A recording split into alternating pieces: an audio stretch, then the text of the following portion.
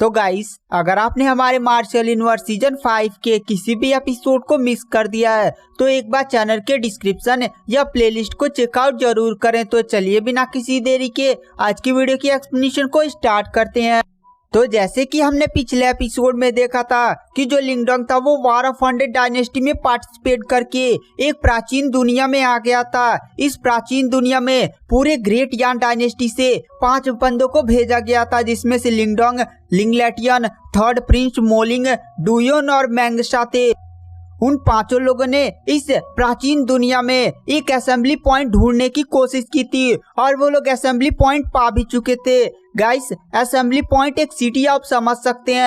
उस assembly point पर Saint light sect के लोगों ने कब्जा कर लिया था। गाइस, सेंट लाइट सेक्ट एक बहुत ही ज्यादा पावरफुल सेक्ट है। वो चाहे तो ग्रेट यान डायनेस्टी को बहुत ही आसानी से खत्म कर सकता है। वहाँ के जो प्रतिभाशाली लोग हैं वो काफी ज्यादा पावरफुल थे और उन्हीं लोगों ने इस पूरे असेंबली पॉइंट पर कब्जा करके रखा हुआ था। सेंट लाइट सेक्ट के गार्ड ने कहा था कि जो भी इस असेंबली पॉइंट के अंदर जाकर चुपचाप एकदम सेफली कल्टीवेशन करना चाहता है वह 10 निर्वाणा पिल्स हमें देना होगा।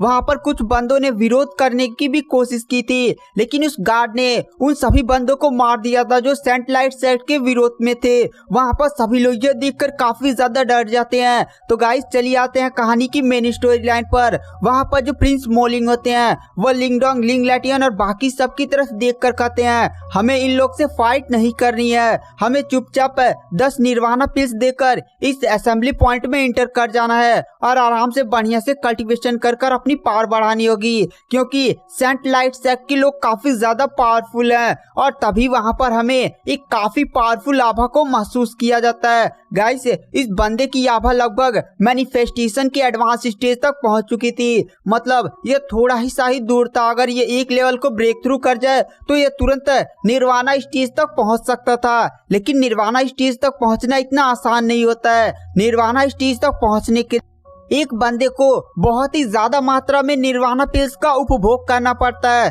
तभी वह निर्वाणा स्टेज तक पहुंच सकता है। वहां पर वो आकृति बहुत ही ज्यादा गुस्से में कहती है चुपचाप जितने लोग 10 निर्वाणा पिल्स पे कर सकते हैं वही लोग इस असेंबली पॉइंट में इंटर करेंगे। अगर कोई भी नहीं देता है तो उसे जान से मार दो। वहां पर वो गार्ड कहता है ठीक है मास्टर। उसके बाद वहां पर जो थर्ड प्रिंस मोलिंग, लिंगडोंग सभी लोग अपना अपना 10 निर्वाणा पिल्स देकर उस असेंबली पॉइंट के इंटर कर जाते हैं। लिंगडोंग उस सिटी को देखता है, वह सिटी लगभग इधर उधर टूट चुकी थी। गाइस, आप लोग सोच रहे होंगे कि आखिर लिंगडोंग और थर्ड प्रिंस और बाकी लोग एक असेंबली पॉइंट में क्यों आए हैं। तो गाइस, यह प्राचीन दुनिया काफी ज्यादा खतरनाक है। अगर वो लोग एक सिटी में नहीं रुकते हैं तो बाहर बहुत ही ज्यादा खतरनाक जानवर हैं। कितने तो बिस्ट निर्वाणा स्टेज तक पहुंच चुके हैं। अगर वो लोग उनके हाथ लग जाएंगे तो वो सारे बिस्ट उनका सीधे गला वाला फाड़ देंगे और उनकी हड्डियां तक नहीं बचेंगी। उसके बाद हमें दिखाया जाता है जो लिंगडोंग होता है वह उस सिटी में एक टूटे फूटे घर को ढूंढ लेता है। वहां पर सारे लोग एक एक घर को ढूंढ लेते हैं, उसमें चुपचाप वो लोग अपनी कल्टीवेशन करने बैठ जाते हैं। इस प्राचीन दुनिया की हवाओं में भी निर्वाणा किवी मौजूद थी। गाइस, निर्वाणा किवी एक निर्वाणा एनर्जी होती है जिससे निर्वाणा पिल्स बनाई जाती है।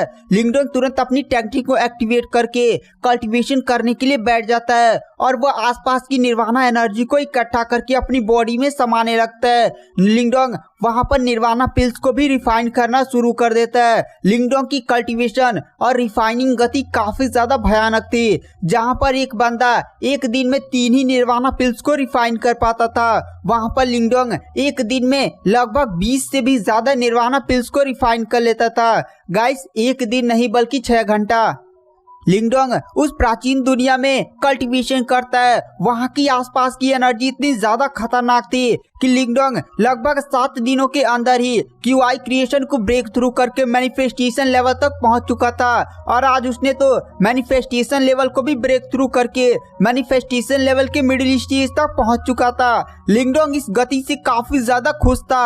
अगर वह ऐसा करता रहा तो वह जल्द ही मैनिफेस्टेशन के एडवांस स्टेज तक पहुंच जाएगा।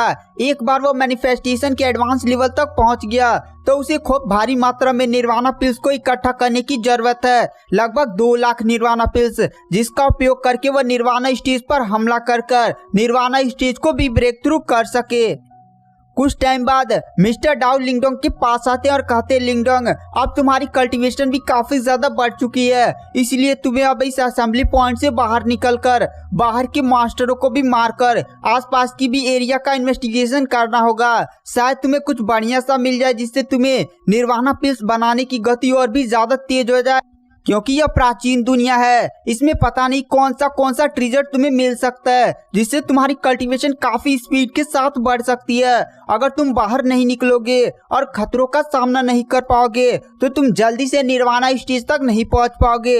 वहां पर लिंगडोंग बोलता है, हाँ मिस्टर डाउ आप सही बोले। उसके बाद जो लिंगडोंग होता है वो बाहर निकलता है और तुरंत थर्ड प्रिंस के पास जाता है। थर्ड प्रिंस से आसपास की जानकारी लेता है और उसे पता चलता है कि मैंगशा ने एक सेंट लाइट सेक्ट के बंदे से दुश्मनी ले ली थी। दरअसल जो मैंगशा था वह बहुत ही ज्यादा अजीब बातें सेंट लाइट सेक्ट के बारे में बैठकर बोल रहा था, पर उसे अंदाजा नहीं था कि उसके पीछे एक गार्ड जा रहा है जो सेंट लाइट सेक्ट का एक बंदा होता है, और वो भी मैनिफेस्टेशन के एकदम स्टार्टिंग स्टेज पर था, जिसका नाम जियांग हुआंग था। जियांग हुआंग ने जब मैंगशा को अजीब बातें सेंट लाइट सेक्ट के बारे में बोलते हुए सुना तो वो काफी ज्यादा गुस्सा हो जाता है और तुरंत वो मैंगशा को जान से मारने के लिए उस पर अटैक कर देता है। लेकिन मैंने यानी थर्ड प्रिंस मोलिंग ने जब मैंगशा के बीच में इंटरफेयर किया तो मैंने उन दोनों के मामले को एकदम बढ़िया से शांत करवाया और उस जियांग हुआंग को थोड़ी सी रिश्वत देकर इस मामले को वहीं पर रफा दफा कर लिया। लेकिन वह जियांग हुआंग मैंगशा और हमारे पीछे ही पड़ गया है। वह हमारे पीछे ऐसे पड़ा है जैसे वो हमें जान से मार कर ही छोड़ेगा। लिंगडोंग और थर्ड प्रिंस मोलिंग ऐसे ही बात कर रहे थे, तभी अचानक जमीन हिलने लगती है। लिंगडोंग और थर्ड प्रिंस मोलिंग को एक काफी खतरनाक और फील होता है। तुरंत उस असेंबली पॉइंट में सायरन बजने लगता है और तुरंत सभी लोगों को सूचित कर दिया जाता है कि इस असेंबली पॉइंट की तरफ एक बहुत ही बड़ी राक्षसी जानवरों की आर्मी आ रही है। तुरंत सारे लोग जिसको भी जानवरों को किल करना है और उनसे फायदा कमाना है, तुरंत सारे लोग गेट पर आ जाए। लिंगडोंग और थर्ड प्रिंस मोलिंग यह बात सुनकर तुरंत असेंबली पॉइंट के एकदम गेट पर चले जाते हैं। वो लोग गेट की दीवारों पर खड़े होकर बाहर देखते हैं। बाहर लगभग 10,000 जानवरों की एक बहुत ही बड़ी आर्मी आ रही थी। वो लोग एकदम पागल थे। वो सारे बिस्ट ज्यादा पावरफुल नहीं थे, केवल कुछ ही बिस्ट पावरफुल थे। उसमें से एक काफी ज्यादा पावरफुल बिस्ट दिखाई दे रहा था जो मैनिफेस्टेशन के एडवांस स्टेज का था और सारे क्यूआई क्रिएशन के थे या तो मैनिफेस्टेशन के एकदम शुरुआती लेवल के थे। तभी अचानक से सेंट सेक्ट के सबसे ज्यादा पावरफुल कल्टिवेटर गेट के दीवारों पर प्रकट हो जाते हैं और उन्हीं में से एक सबसे ज्यादा अजीब बंदे को दिखाया जाता है जिसने हरे कलर का कपड़ा पहना हुआ था जो काफी ज्यादा सुंदर था और इसके चेहरे पर एक अजीब सा घमंड था। गाइस इस बंदे का नाम था सीनियर लिंगशैंग।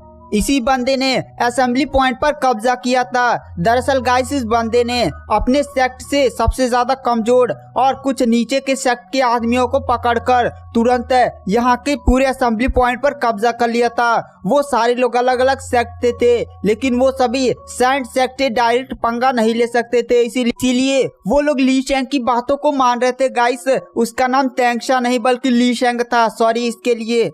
तभी थर्ड प्रिंस और लिंगडोंग के पास लिंगलैटियन, डुयुंग और मैंगशा भी आ जाते हैं। तभी वहां पर जो सेंट सेक्ट का जियांग हुआंग था वह गुस्से में मैंगशा को ही देखता है जैसे मैंगशा को आज जान से ही मार देगा। तभी जो सेंट सेक्ट के सभी बंदे होते हैं वो सभी लोगों से कहते हैं जाओ तुरंत उन राक्षसों की आर्मी को रोको। वहां पर जितने भी कल्टीवेटर्स थे तुरंत उस राक्षसों की आर्मी पर अटैक कर देते हैं। लिंगडोंग उस राक्षसों की आर्मी से लड़ने नहीं वाला था, पर अचानक से गेट पर उसके सामने ही एक राक्षस आ जाता है जो ज्यादा पावरफुल नहीं होता है। लिंगडोंग तुरंत अपने एक ही मुक्के से तुरंत उस बिस्ट को खत्म कर देता है। लिंगडोंग के हाथ में तुरंत उस बिस्ट का एक अजीब सा क्रिस्टल आ जाता है। लिंगडोंग कहता है ये क्रिस्टल। लिंगडोंग तुरंत उस क्रिस्टल को तोड़ देता है अपने हाथों से और अचानक से लिंगडोंग को फील होता है कि जैसे ही उसने उस क्रिस्टल को तोड़ा था उस क्रिस्टल की सारी एनर्जी उसकी बॉडी में आ गई थी और ये कोई नॉर्मल एनर्जी नहीं बल्कि निर्वाणा पिल्स की एनर्जी थी। इतनी ज्यादा खतरनाक बात को सुनकर लिंगडोंग सोचता है अच्छा, इसीलिए गेट पर ऐलान किया गया था कि जितने लोगों को भी प्रॉफिट कमाना है वो जल्दी से यहाँ पर आ जाए। यहाँ पर मैं जितने भी बीस्ट को मारूंगा उन सभी से मुझे एक क्रिस्टल मिलेगा जिससे मैं उनकी निर्वाणा एनर्जी को एब्जॉर्ब कर सकता हूँ। ये निर्वाणा एनर्जी को रिफाइन भी नहीं करने का एक बहुत ही अच्छा तरीका है। वहाँ पर लिंगडोंग यह बात सुनकर काफी ज्यादा खुश हो जाता है और तुरंत उन जानवरों की भीड़ में कूद जाता है और वह इधर मुक्का मार रहा था इधर मुक्का, जहाँ भी लिंगडोंग का मुक्का पड़ा था क्यूआई क्रिएशन का एक बीस्ट मारा जा रहा था। लिंगडोंग तुरंत उन सभी बीस्ट के क्रिस्टल को तोड़कर वहीं पर उसकी एनर्जी को बहुत ही स्पीड के साथ एब्जॉर्ब कर ले रहा था, क्योंकि लिंगडोंग के पास एक काफी भयानक मेंटल स्ट्रेंथ भी था। इसीलिए लिंगडोंग तुरंत उन सभी बीस्ट के क्रिस्टल को तोड़कर उनकी एनर्जी को सोखने में कामयाब हो जा रहा था। वहां पर लिंगडोंग बहुत ही ज्यादा खुश था, क्योंकि लिंगडोंग को ऐसा फील हो रहा था कि उसकी बॉडी में एनर्जी बढ़ती जा रही है और वह बहुत ही स्पीड के साथ मैनिफेस्टेशन के एडवांस स्टेज तक पहुंच रहा है। वहां पर लिंगडोंग यह बात सुनकर तुरंत अपना हेवनली क्रोकोडाइल स्पीयर निकाल लेता है। वहां पर हेवनली क्रोकोडाइल स्पीयर का यूज करते हुए गाइस हेवनली क्रोकोडाइल स्पीयर अब लिंगडोंग के नॉर्मल स्पीयर के साथ मिल गई थी, लेकिन उसकी आभा अभी भी बहुत ही ज्यादा भयानक थी। लिंगडोंग हेवनली क्रोकोडाइल स्पीयर का यूज करते हुए उन सभी बीस्ट की बाढ़ में एकदम खतरनाक तरीके से मारने लगता है। वहां पर जितने भी गेट पास लोग थे उन सभी की नजर लिंगडोंग पर पड़ती है और वो लोग देखते हैं लिंगडोंग एक बहुत ही खतरनाक आग की तरह सभी बीस्ट को मारता जा रहा था। एक भी बीस्ट उसके शरीर को टच करने में कामयाब नहीं हो पा रहा था। तभी हमें सेंट लाइट सेक्ट के सबसे ज्यादा टैलेंटेड बंदे को दिखाया जाता है, जिसका नाम था लिंगशैंग, जिसकी कल्टीवेशन मैनिफेस्टेशन के एडवांस तक पहुंच चुकी थी। वो एकदम बहुत ही ज्यादा उत्सुकता के साथ लिंगडोंग के उस हेवनली क्रोकोडाइल स्पीयर को देख रहा था। तभी जो जियांग हुआंग था वो तुरंत ली शैंग के पास आ जाता और कहता है, मास्टर आपको उस बंदे का स्पीयर पसंद आ गया क्या? वैसे वो स्पीयर एक काफी खतरनाक खजाना मुझे लगता है, वो तो आपके पास ही होना चाहिए, उस देहाती गवार के पास नहीं। देखिए वो छोटा सा देहाती गवार पता नहीं किस यान डायनेस्टी से आया है और उसके पास इतना ज्यादा खतरनाक हथियार है, वो उसकी पूरी शक्ति का इस्तेमाल भी नहीं कर पा रहा है। उस हथियार को तो आपके पास ही होना चाहिए। वहाँ पर लिंगशैंग कहता है, तुम सही बोले, जिस चीज पर मेरा दिल आ जाता है वह चीज मेरी हो जाती है। अगर उस देहाती गवार ने मुझे वो स्पीयर नहीं दिया तो मैं उसकी जान ले लूंगा। अगर वो मुझे चुपचाप मुझे वो हेवनली क्रोकोडाइल स्पीयर सौंप देता है तो मैं उसकी जान बख्श दूंगा और उसकी सुरक्षा की भी गारंटी लूंगा। वहां पर लिंगशैंग के चेहरे को देखकर ऐसा लग रहा था कि जैसे वह लिंगडोंग का हेवनली क्रोकोडाइल स्पीयर लिए बिना मानेगा भी नहीं, चाहे उसको कुछ भी हो जाए, चाहे उसे लिंगडोंग की जान ही क्यों ना लेनी पड़े। और इधर हमें दिखाया जाता है जो लिंगडोंग था उसकी पावर बहुत ही स्पीड के साथ बढ़ती जा रही थी। लिंगडोंग उन बीस्ट की भीड़ में एकदम तबाही मचा रहा था। अब उसकी बॉडी में इतनी ज्यादा एनर्जी हो गई थी कि अब वो किसी भी टाइम एडवांस मैनिफेस्टेशन की लेवल को ब्रेक थ्रू कर सकता था और वो एडवांस मैनिफेस्टेशन तक पहुंच सकता था। तभी अचानक से उस भीड़ से काफी पावरफुल क्रोकोडाइल की आवाज आती है और तुरंत वहां पर एक काफी पावरफुल बीस्ट आ जाता है। गाइस ये जो बीस्ट था उसकी लेवल पहले ही एडवांस मैनिफेस्टेशन तक पहुंच चुकी थी। इसे थोड़ा सा और धक्का लगे वो तुरंत निर्वाणा स्टेज तक भी पहुंच सकता था। तो गाइस क्या लिंगडोंग लिंगशैंग के प्लान से बच पाएगा या वो सेंट लाइट सेक्ट द्वारा मारा जाएगा? आगे क्या होगा ये सब जानने के लिए आपको नेक्स्ट एपिसोड का वेट करना पड़ेगा।